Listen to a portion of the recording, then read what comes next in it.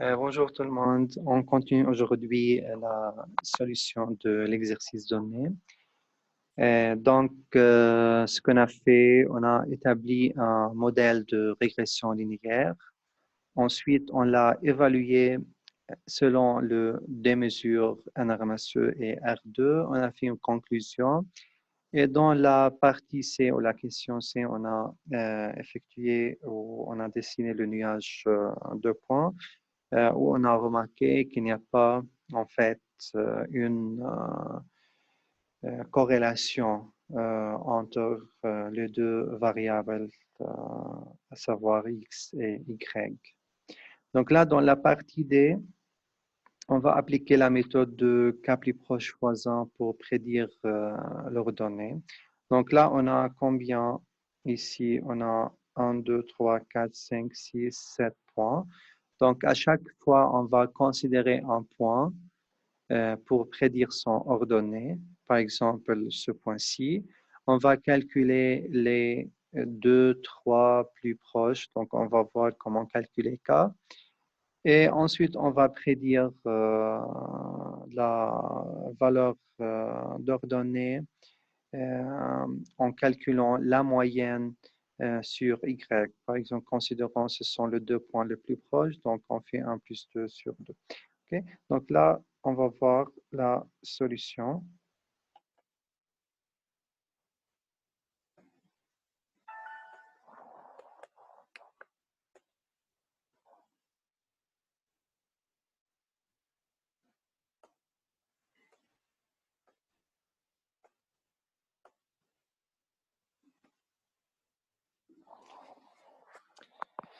Donc, pour appliquer la méthode de cas plus proche voisin, on a besoin de faire une matrice. Donc, ce n'est pas nécessaire, mais là, c'est pour mettre des choses plus claires. Donc, voilà, le but est de calculer la distance entre P1, P2, P3, P4, P5, P6, P7. Pareil pour P2, donc on calcule entre P2, P1, P3 et ainsi de suite. Donc là, vous voyez sur la diagonale, donc on a la valeur de 1, tout simplement parce que la distance entre un point et lui-même, donc c'est 1. Entre P1, P1, c'est 1, P2, P3, P3, jusqu'à P7, P7. Donc là, on va appliquer la méthode ou l'algorithme de cas plus proche voisin. Donc, l'algorithme dit qu'il faut calculer la distance euclidienne carrée entre P1, P7 et tous les autres points restants. Okay? Donc là, on considère P1 et on calcule à chaque fois, donc on considère PI de P1, P7 et on calcule la distance entre ce point et les autres points restants. Voilà, donc ici, on considère que le nouveau point, c'est PI. On calcule d'abord K. Donc, K, c'est le nombre de voisins. Donc, comme on veut calculer un nouveau point, donc on a combien de points? On a 7 points. Donc, considère celui-ci est le PI, le premier point à calculer ou le nouveau point à prédire, sont ordonnées. Là, en fait, il reste combien? Excusez-moi. Il reste 6 points. Donc là, on fait radical de 6. Donc, radical de 6, on fait l'arrondi. Donc, radical de 6 arrondi est égal à 2. Donc là, on va considérer deux plus proches voisins.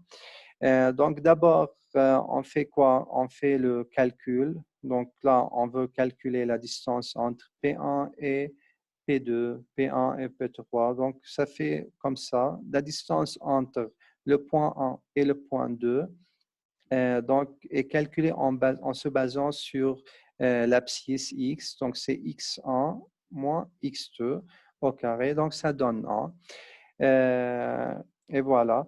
Donc là, on fait quoi? On fait aussi le calcul entre P1 et P3, P1 et P4, selon la même formule. OK, donc c'est x1 moins x3 au carré, x1 moins x4, et ainsi de suite jusqu'à x1 moins x7 au carré. Donc, on obtient ces informations. D'accord? Donc, et bien sûr, on a les ordonnées qui sont là et les abscisses qui sont là. Maintenant,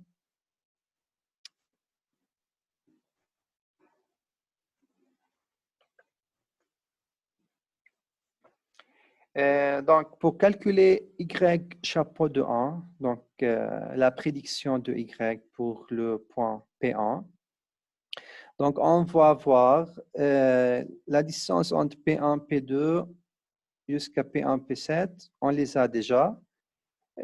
Donc, on fait quoi? On fait le tri. Donc, c'est déjà trié pour cet exemple, mais bien sûr, dans un autre exemple, il faut trier les distances.